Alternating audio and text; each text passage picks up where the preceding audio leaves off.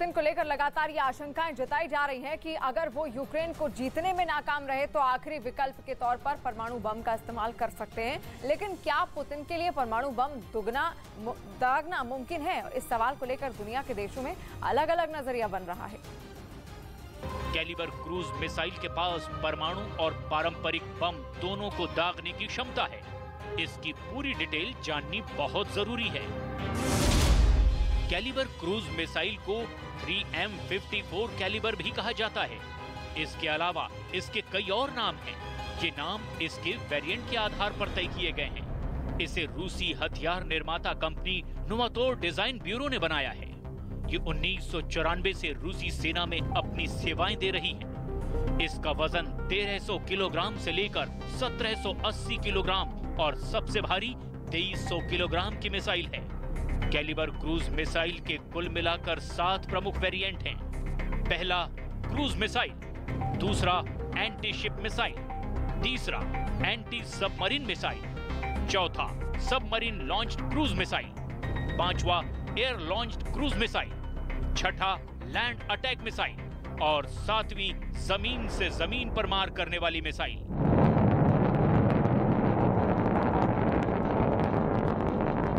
परमाणु बम से लैस होने वाली मिसाइल को यूक्रेन पर दागने और वो भी काले सागर के सबमरीन से युद्ध में पुतिन की नेक्स्ट प्लानिंग के बारे में बहुत कुछ बता रहा है।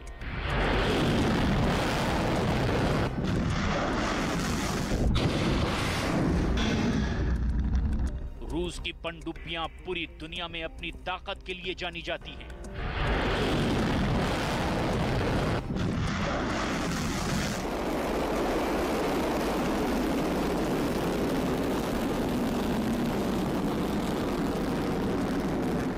लेकिन रूस की पनडुब्बी वाली ताकत अमेरिका के मुकाबले काफी कम है।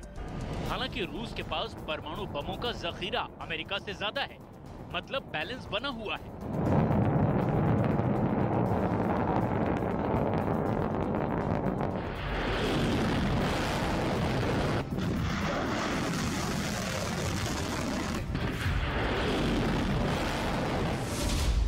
अमेरिका के पास 68 पनडुब्बियां हैं, जिनमें 14 परमाणु संचालित बैलिस्टिक मिसाइल पनडुब्बी हैं। रूस के पास 29 पनडुब्बी हैं, जिनमें 11 परमाणु संचालित बैलिस्टिक मिसाइल पनडुब्बी हैं। चीन के पास 12 पनडुब्बी हैं, जिनमें 6 परमाणु संचालित बैलिस्टिक मिसाइल पनडुब्बी हैं। ब्रिटेन के पास 11 पनडुब्बी हैं, जिनमें 4 परमाणु संचालित बैलिस्टिक मिसाइल पनडुब्बी हैं। फ्रांस के पास 8 पनडुब्बी हैं, जिनमें 4 परमाणु संचालित बैलिस्टिक मिसाइल पनडुब्बी हैं।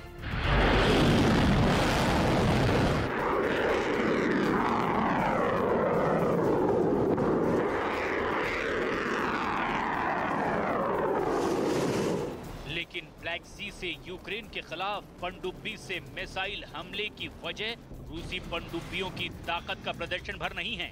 इसके पीछे की कहानी है खुद दुनिया के सबसे छोटे समंदरों में शुमार ब्लैक सी, जिस पर रूस का 300 सालों से दबदबा है। रूस यूक्रेन युद्ध के दौरान इस दबदबे को बरकरार रखना चाहता है। काला सागर पुतिन के लिए इस युद्ध में सबसे बड़ा रणनीतिक ठिकाना है। पुतिन के जंगी जहाज काला सागर में फुल अलर्ट पर हैं और ऐसे में समंदर में उठी इस नई हलचल से दुनिया भर में एक नए खतरे का संकेत दे रही है। क्योंकि ब्लैक सी में नेटो देशों की दखल रूस के लिए मुसीबत का सबब बन सकती है।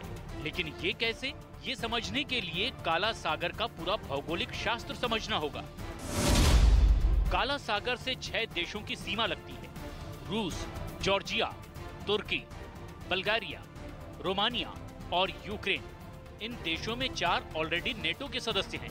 जाहिर है रूस की चुनौती बड़ी है, क्योंकि 5वां देश यूक्रेन भी नेटो में शामिल होने के लिए बेकरार है। और रूस ये कभी नहीं होने देगा, चाहे पूरे यूक्रेन को कब्रिस्तान में तब्दील करना पड़े। कीव से लेकर मारियुपोल तक बमों की बारिश की वजह से ये काले पड़ जाएंगे।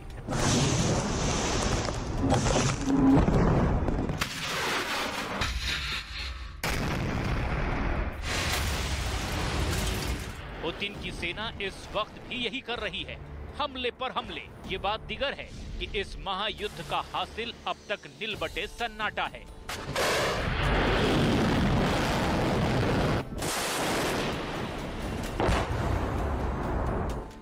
लेकिन जहां तक बात ब्लैक सी की आती है, पुतिन सब कुछ दांव पर लगाने के लिए 24/7 तैयार रहते हैं।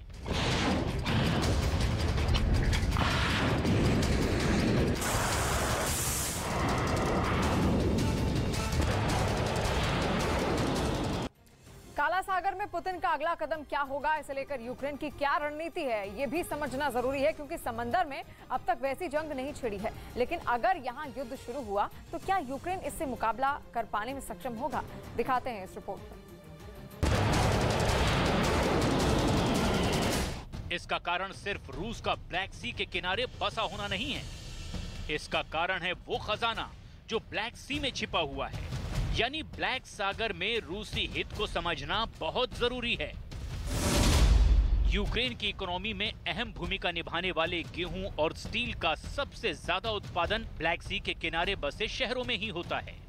नेटो में शामिल देशों पर इकोनॉमिक और पॉलिटिकल दबदबा कायम करने के लिहाज से ब्लैक सागर स्ट्रेटेजिक पॉइंट है, जहां रूस का नेवल बेस सेवेस्टोपोल है। रूस इस इलाके में नेटो का दखल नहीं चाहता। ब्लैक सी को रूस यूरोप का आर्थिक प्रवेश द्वार मानता है।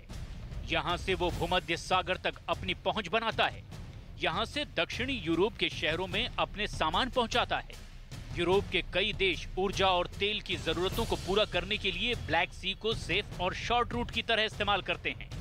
ब्लैक सी के आसपास के क्षेत्र को यूरोप की रोटी की टोकरी भी कहा जाता है। ब्लैक सी में नेचुरल गैस और तेल का भंडार है।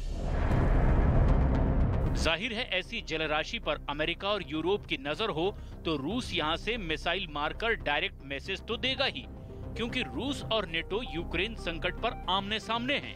नेटो कई बार रूस को यूक्रेन पर हमले रोकने के लिए धमका चुका है। इतना ही नहीं, नेटो ने यूक्रेन को रूस का मुकाबला करने के लिए बड़ी मात्रा में हथियार और इंटेलिजेंस इनपुट भी दिया है।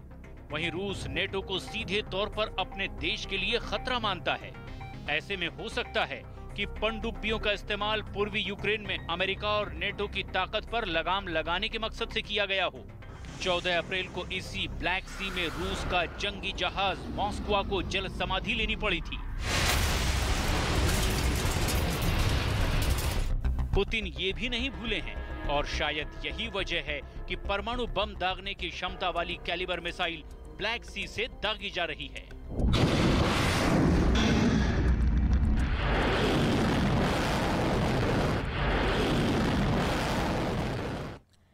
तेजस्वी यादव ने लाउडस्पीकर और बुलडोजर पर बयान दिया है। पटना में तेजस्वी यादव ने बुलडोजर और लाउडस्पीकर के मुद्दे पर जमकर हमला बोला है। उन्होंने कहा कि बुलडोजर और लाउडस्पीकर की बात करके असल मुद्दों से ध्यान भटकाने की कोशिश हो रही है। बिहार के मुंगेर विश्वविद्यालय में परीक्षा विभाग की बड़ी लापरवाही सामने आई है। छात्र को 100 अंक के बदले 555 अंक दे दिए गए। जयपुर में प्रसिद्ध खोले के हनुमान मंदिर में 5100 श्रद्धालुओं ने पढ़ी हनुमान